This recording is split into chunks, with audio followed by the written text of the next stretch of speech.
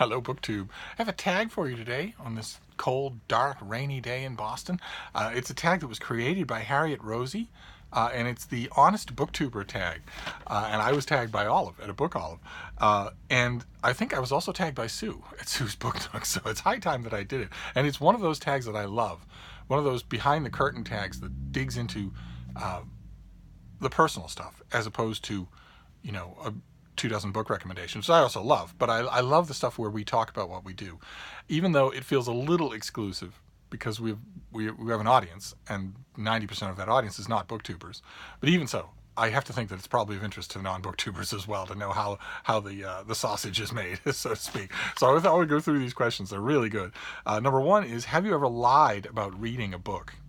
And my first response was, you know, would have been huffy, would have been, of course not. Of course I haven't done that. But I have, over the course of my life, eagerly solicited the unpublished manuscripts of many, many people.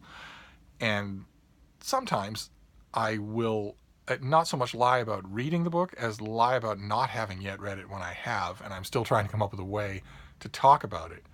I don't know why I put myself in that position. I really ought not to do it. I really ought not to do it. Especially since I have an easily visible excuse. When the subject comes up, instead of eagerly volunteering to read someone's manuscript, or I could simply not volunteer. And if someone says, "Would you mind reading it?" I could just say what is visible, which is that I'm really busy. I unfortunately don't have the time to do it. Instead, I put myself in this position many, many times. And usually I'm very grateful to do it. Usually it's an amazingly fun experience, but the times when it's not really do compensate. They almost outweigh the times when it's good. When you get a manuscript from somebody and it's just not good. And not only is it not good, but it's not salvageable. And you don't want to lose their friendship. So those are the circumstances in which I have lied about having read a book, where I have lied and said I haven't read it when I have, because I'm trying to figure out a way, or let enough time pass so that it's not quite so urgent. But otherwise, no. Question number 2, have you ever avoided a book because of controversy around the book's content or the book's author? And this is a fascinating subject. We bring it up on BookTube all the time, separating the author from the work.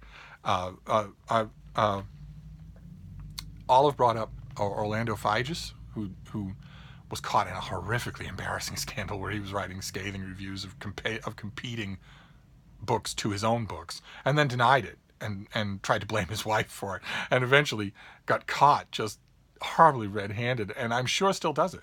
I'm sure still does it. Just that was a horrible scandal.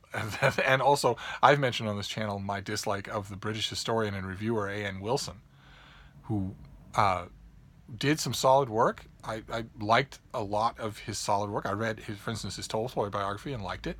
I read his Victorians book and his After the Victorians book and liked them.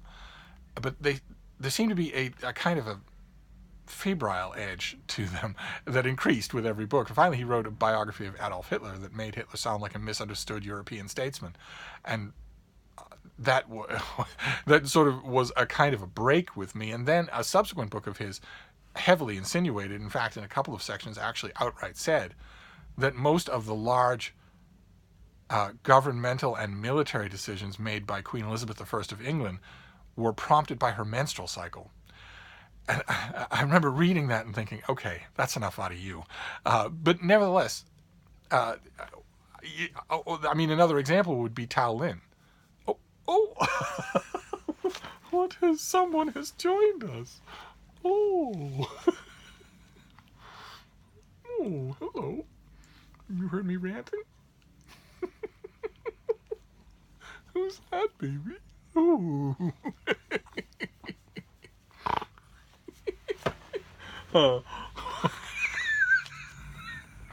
I don't remember where I was. Oh, right, Tao Lin, an odious, horrible, slapdash, crappy author who was also credibly accused of rampant sexual abuse and had what looked briefly like had his career sidelined forever by those accusations. It doesn't look like that's going to be true. It looks like, if the President of the United States can get away with bragging on camera about assaulting women, then anybody can, I guess, that is the twisted mind frame one way or another. You get people like that, authors like that, and naturally there's a disinclination. I am saved from one of the awkwardnesses that such questions impose on readers. I have heard many readers say that the only reason why that they can separate the art from the artist, absolutely, but the only reason that it bothers them is because they don't want to contribute money to a person who is odious. And I am saved from that because I don't buy these things. My other consideration is, by the same reason that I don't buy them is because I am reviewing them. And if I can no longer objectively review someone, if my opinion of them as a person has been so curdled that I can't do that, then I don't know. I mean, I guess on a practical level, it might be that I should just avoid Tao Lin's novels from now on. It'd be unlikely that I'd review them for any major venue anyway, but what would be the point if I suspect that I can't do them justice? On the other hand, I'd like to think that I can objectively dismiss a book, no matter what I think about its author. So it's a live question. Right now, I don't know that I would avoid a new A.N. Wilson history or biography. I don't know that I would do that. But I would probably mentally opt out of even the possibility of reviewing it. Just because even if I thought that I could be objective about the book, I still wouldn't want to give attention to the author. I would just be a sort of a frozen out zone. I think that's as far as I would go with it. Question number 3. Have you ever been sent a book for free and not disclosed it? And this question is obviously aimed at booktubers rather than at book reviewers. I get sent books by publishers all the time. I don't even think about the question of disclosure any more than I think about prefacing anything that I say about those books with my honest opinion in exchange for an honest review. That nothing like that applies. I command an audience. It's a small audience, but it's not negligible. So none of these issues apply. There's no there is, as far as I know, there is no even slight distant implication that I'm on the make in any way. I am mostly paid for my reviews. So no, I neither disclose nor don't disclose. I don't think the question applies to me at all. It would never occur to me to think that I needed to disclose anything. I have an extremely long track record on the public record of weighing in on books, so I don't even think about it. Question number 4: have you ever bought a book with no intention of reading it? I have, yes. There are many instances. The one thing here that saves you when you answer this question in the affirmative, the one thing that saves you is if you're buying a book to give to someone that you have no interest in reading yourself.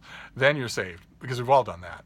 And I have done that many, many, many times, where if I know that someone wants, the new 2.5-hour work week business shill book, even though I know that the author is taking these people to the cleaner, that he's going to be wasting their time, I'll still do, if they want it for Christmas or Hanukkah or whatever, I will get a copy of the book. I'm not going to read it. And then there have been more heartwarming examples of that as well. For instance, I had a customer a long, long time ago. I had a customer, a wonderful, sweet old lady who, for a long time, managed to make it in to my bookstore when there were new releases in romance. She really liked a certain kind of old school, very clean, very thin, very proper romance novel, particularly Betty Neals, who was an author of probably 6,000 150-page romance novels, in every one of which a nurse falls in love with a doctor. And they're extremely predictable. They're extremely one-note. If you have read one Betty Neals novel, you have literally read them all, with only the names changing. And even sometimes 100 novels later, the names will come back around the same way. But I knew that this woman was a fan of Betty Neals.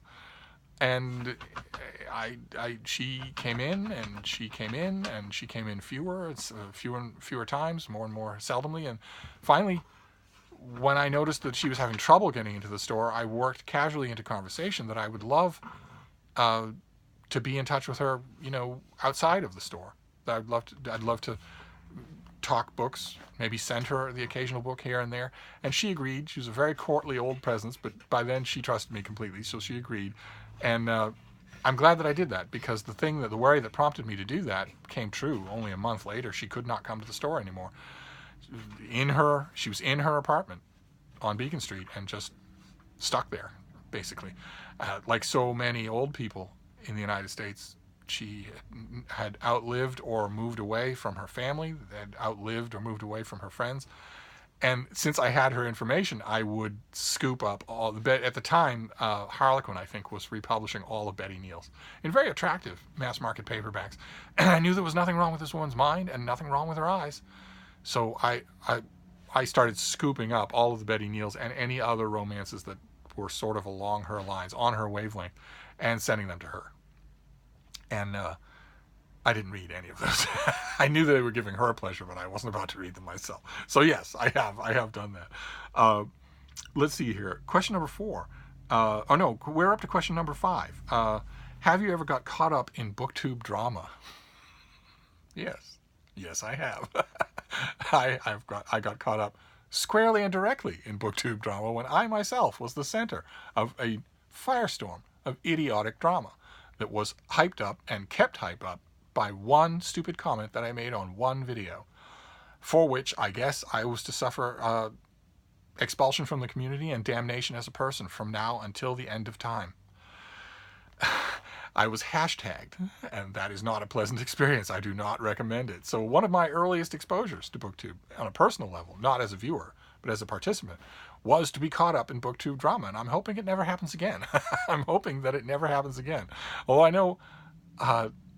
know a lot better how to deal with it now than I did then, and I don't think I'm as vulnerable to it now as I was then, because I have all of you. And the thing that made that particular BookTube drama possible in the first place was that all the people who started it and then mercilessly kept it going. Come on, guys. Don't let this fade. Come on, guys. All of those people knew nothing about me at all. I'd never watched any of my videos, never had any contact with me in any way whatsoever. A lot of the people that jumped on the bandwagon to attack me once that happened had contact with me, and that was the part that hurt. But the thing that made it possible, aside from just freebooting malice, the thing that made it possible was that the people who were doing it had no idea what they were talking about, me in this case. Whereas now, I can't even imagine a circumstance in which something like that would happen that would be equivalent. Because now, I have all of you. And if I make a mistake, you'll just tell me that. I'll get a ton of emails, which is exactly how that original thing should have happened. Instead of a bunch of attack videos from idiots who don't know me, I would get a bunch of emails. Or I would get a bunch of comments on the video saying, oh, that could have been better phrased. Or, come on, we've watched you for thousands of videos now. We know that's not what you think. So why did you make the mistake of putting it that way or whatever? I think I would be saved from that. I think this channel has moved on to being a conversation. And I infinitely prefer that. But yes, I have had experience with BookTube drama. And as rotten as it was, for me to experience, for me to go through that, I have seen abortive little hiccups of BookTube drama happen since then. There have been a couple of instances where someone uploads a video and says just a stupidly unthought out thing, far worse than the offhand comment that I made, for which I was pilloried. And then the process is different. The process for them has been different. They get a lot of pushback from the original offending comment that they made. They post an apology video and take down the original video. They clean out the comments section, then they take down the apology, and then shutter up shop and leave BookTube. And thereby, I can't help but think, maybe it's just me, but I can't help but think that thereby they deprive themselves of all the good stuff that I've had by not doing that. I could easily have done that myself. I had old friends telling me, why on earth are you doing this? Why on earth are you going to... Keep in mind, those old friends looked at BookTube through the lens of the Huffington Post, the New York Times. They looked through the lens of BookTube, seeing the top 10 BookTube channels, which are almost exclusively composed of screeching 30-year-olds pinwheeling their arms in front of fairy lights and talking about books written for 13-year-olds. So those old friends of mine were looking at that. That's what they were looking at, and they were saying, come on, there's nothing here for you. You don't lack for bookish conversation. Why are you even bothering? Especially if they're going to turn on you. And if I had listened to that, if I had done that at the time, think of all the good stuff that I would have missed. I would have missed knowing half of you and all of this fun. So, and those people who made those videos, then made apology videos, then took the whole thing down and just walked away, if they weren't deliberate provocateurs, if they just legitimately made a mistake, I wish they would come back. I firmly believe that the real BookTube, not the malice machine, not the Twitter crowd, but the real BookTube, I firmly believe, can accept an apology. I firmly believe that's true. So I don't know. I'm hoping that's not the pattern that we've fallen into. Number 6 moves straight on from there. Have you ever had a hate comment? And if so, how did you respond? I have had hate comments. Yeah, I regularly get them. I just regularly had one person they flare up like little forest fires. And they come from the original sin of the internet.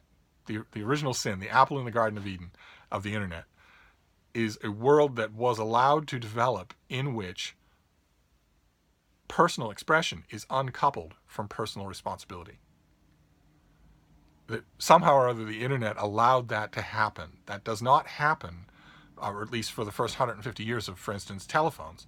That did not happen. In the internet world, even now, it has codified that you can exist anonymously, or think you are.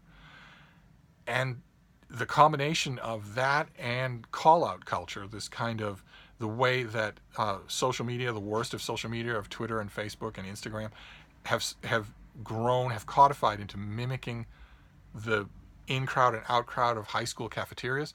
The combination of those two things has created a world online where people are perfectly free to say things in a comments field that they would never dream of saying to your face. Never dream of doing it. And not because they'd be afraid that you'd punch them, but because their own sense of decency would stop them from doing it. But because the online world has uncoupled personal expression from personal responsibility, a lot of people still act that way. And so you get hate comments. You get things where when I get a hate comment, I assume the best about the person at the start. I will not accept being bullied. I will not accept being quoted out of context. I will not accept being called names. But I don't banish someone if they do something like that. Instead, I point out to them, I try to anyway, I point out to them that if you look around in this comments field, you will see nothing like what you are doing. No one else is behaving this way. And you'll also, if you take a step back, realize how totally unacceptable this behavior is. You are being incredibly rude and on a personal level. And if you think, well, no, I'm not. This is just the internet. I wouldn't do this IRL. I wouldn't do this in real life. I've had to tell hate comment leavers of mine on a couple of different occasions that this is real life. Of course, this is real life. The internet is now part of real life. This is real life. And I won't stress this too much, but there's no such thing as anonymity. Okay? Believe you me, if you leave an incendiary comment that is bad enough to incense me, you can be found. and that ought to be, if you have been banned, blocked from a YouTube channel or from someone's Twitter channel or whatever, if you have been blocked from more than one place, you really need to consider that the problem is you and not other people. Now that's my approach when the person who leaves a hate comment is a normal human being. There is a huge gulf, and on the other side of that huge gulf, this is not a spectrum, there's a gigantic gulf where nothing lives, and all the way on the other side of that spectrum, there are trolls. People who are trolls. And trolls are psychopaths. They are monsters. They are dangers to themselves and others. They have disconnected their behavior from social norms, which means that they can leave a horrible incendiary comment on a video, but it also means with every bit as much readiness and ease, they can shoot up a high school. They are incredibly dangerous people who deserve to be institutionalized or jailed as soon as it can be proven that they are trolls. Their online behavior should be enough to cost them their physical liberty. They are a danger to themselves and others. They are people who in their minds think, I am a lone voice of righteousness in a howling desert of sheeple and lemmings. And the reason that I'm doing this isn't for me, it isn't for the lols, it isn't for anything like that. It's for right with a capital R. That's why I'm doing this, for the righteousness, for the right cause.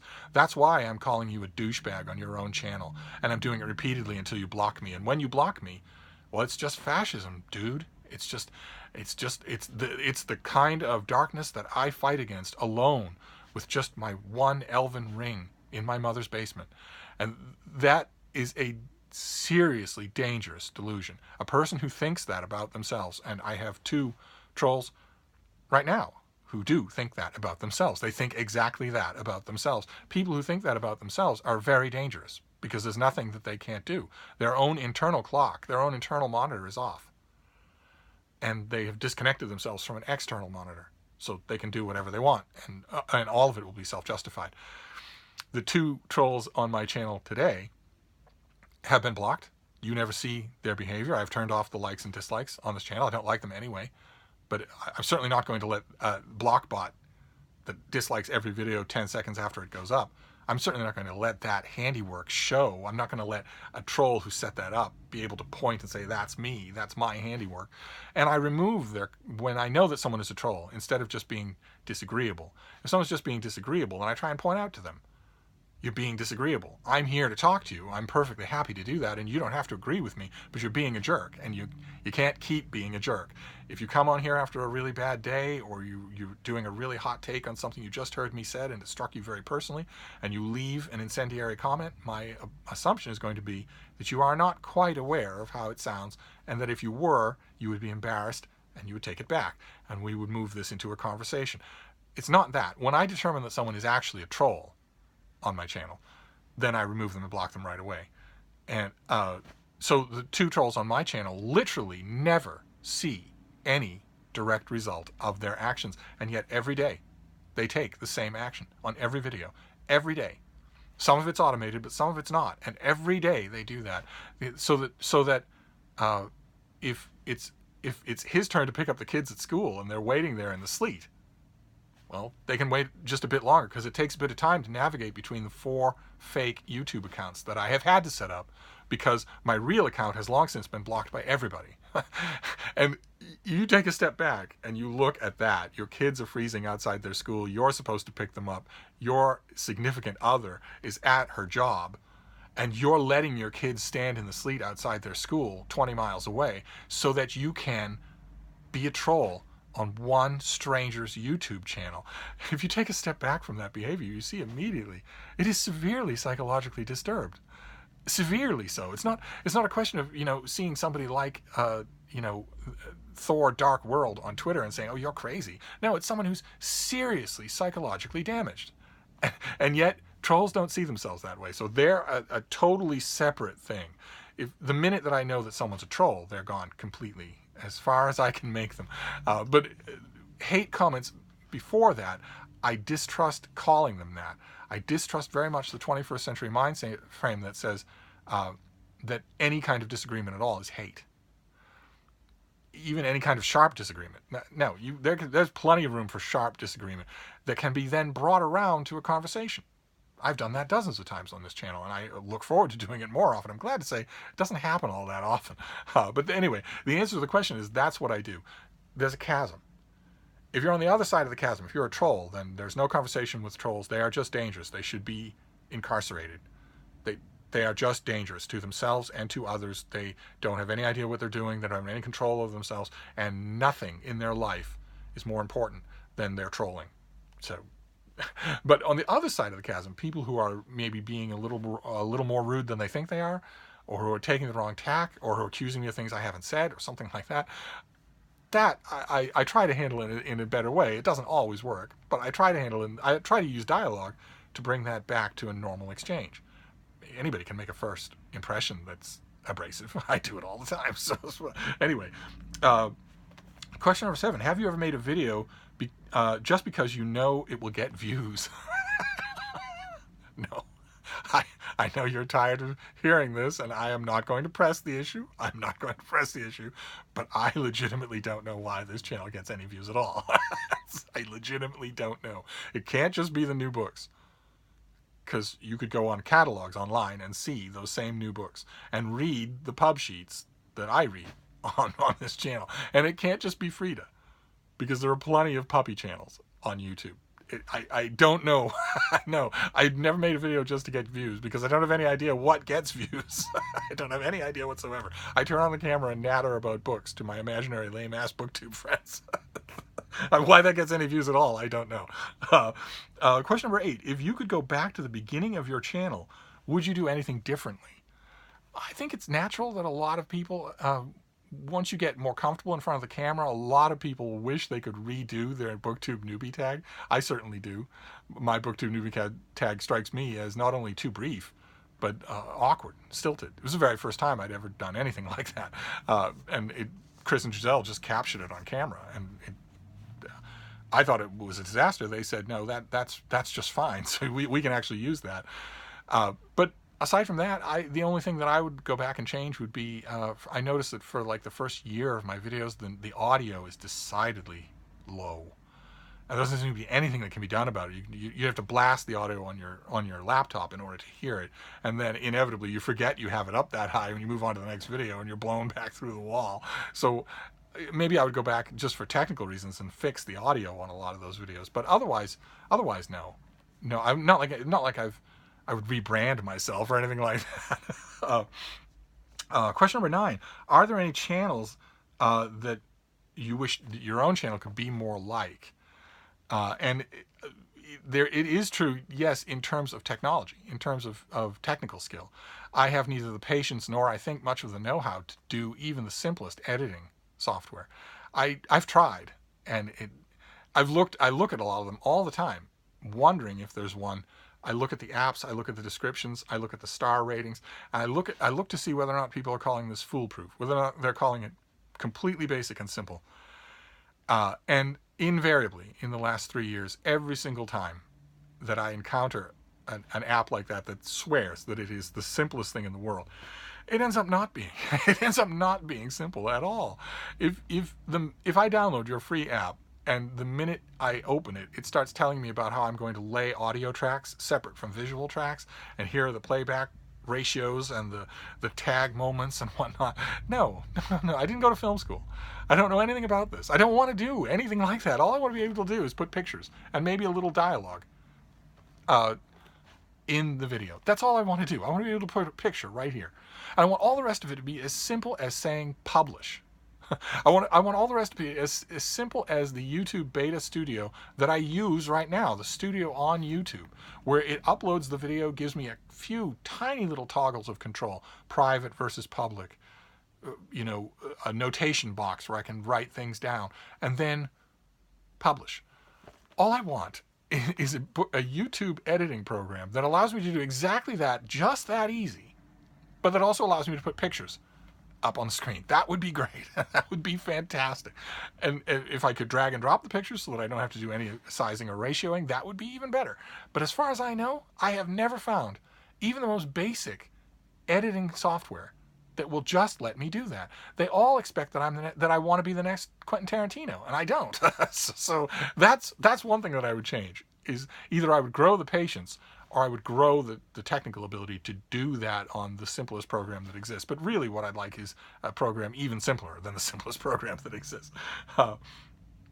And question number 10, what is something that you love about your channel? That's easy. You are what I love about this channel. Absolutely. You put up with me.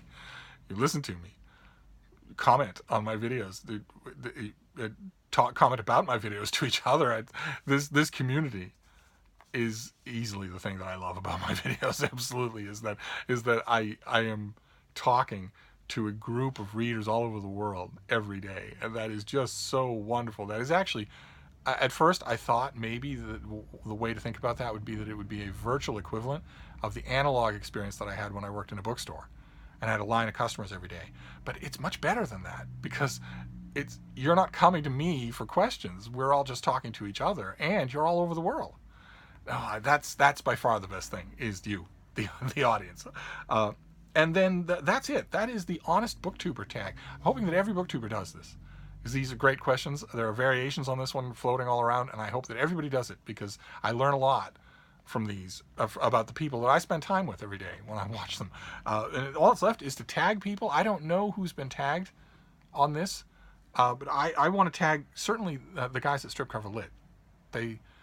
they want to do this as a career. They must have lots of honest booktuber opinions one way or another. And also, I don't know if he's grown too great, but Cam at Wolfshot Publishing, I'd love it to hear his answers if he hasn't already done this. And of course, Britta's constantly looking for tags. So I, of course, tag Britta. But that's it. That is the Honest BookTuber tag for a bleak and barren Sunday. Not so much in the bleak department, or the barren department. Certainly is bleak. Freezing cold, spitting sleet, dark as twilight. Every day. Without any fail, without any let, without any change. But tags help. So I'm going to wrap this up. But I'll be back. Thank you, BookTube.